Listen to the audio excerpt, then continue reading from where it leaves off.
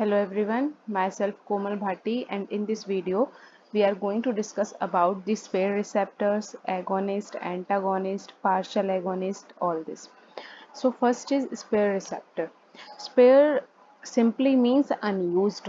तो कैसे रिसेप्टर्स की हम यहाँ पे बात कर रहे हैं, स्पेयर रिसेप्टर्स की बात कर रहे हैं। रिसेप्टर्स क्या होता है? रिसेप्टर्स ऐसे मैक्रोमोलिक्यूल्स होते हैं जो कि सेल मेम्ब्रेन पे प्रेजेंट होते हैं और इनका काम बस जो भी ड्रग्स हम ले रहे हैं फॉर ट्रीटमेंट, उन ड्रग्स को अपने साथ में बाइंड कराना ताकि वो ड्रग सेल के अंदर जा सके और अपना थेरेप्यूटिक रिस्पॉन्स शो कर सके। सो रिसेप्टर्स तो हुआ ये, बट हम यहाँ पे बात कर रहे हैं स्पेयर रिसेप्टर्स की। और स्पेयर का क्या मतलब है? सिंपली अनयूज्ड रिसेप्टर्स तो हैं ये सेल की मेम्ब्रेन पे, बट कैसे रिसेप्टर्स हैं जिनका कुछ यूज नहीं है, ऐसे रिसेप्टर्स हैं ये। सो receptors may be considered as spare receptor when the maximal response is elicited by an agonist at a concentration that doesn't produce full occupancy of a available receptors.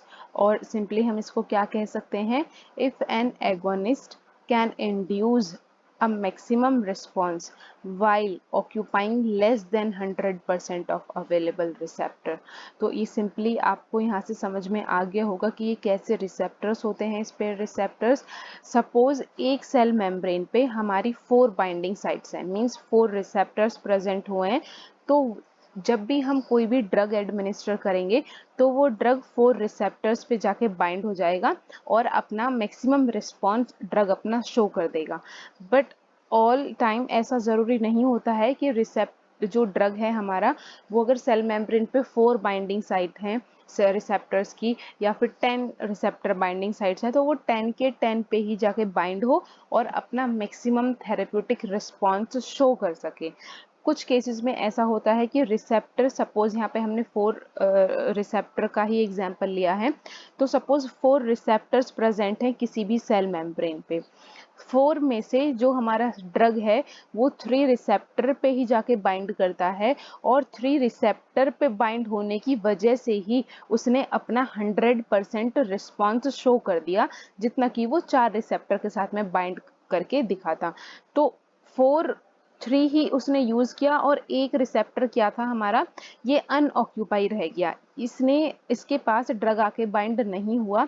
इसीलिए ये जो 4th रिसेप्टर साइट है, इसको हम कह सकते हैं कि ये एक स्पेयर रिसेप्टर है। अब बात आती है कि स्पेयर रिसेप्टर तो जब इसकी बाइंडिंग के लिए ही ये नहीं है, तो इसका होने का मतलब क्या है, मीन्स इसकी इम्पोर्टेंस क्या है? तो कभी कभी क्या होता है, किसी भी एगोनिस्ट की पोटेंसी को इंक्रीज करवाने के लिए हमें स्पेयर रिसेप्टर्स की ज़रूरत पड़ जाती है। तो simply presence of spare receptors increases the potency of the agonist. So it is the definition of spare receptors.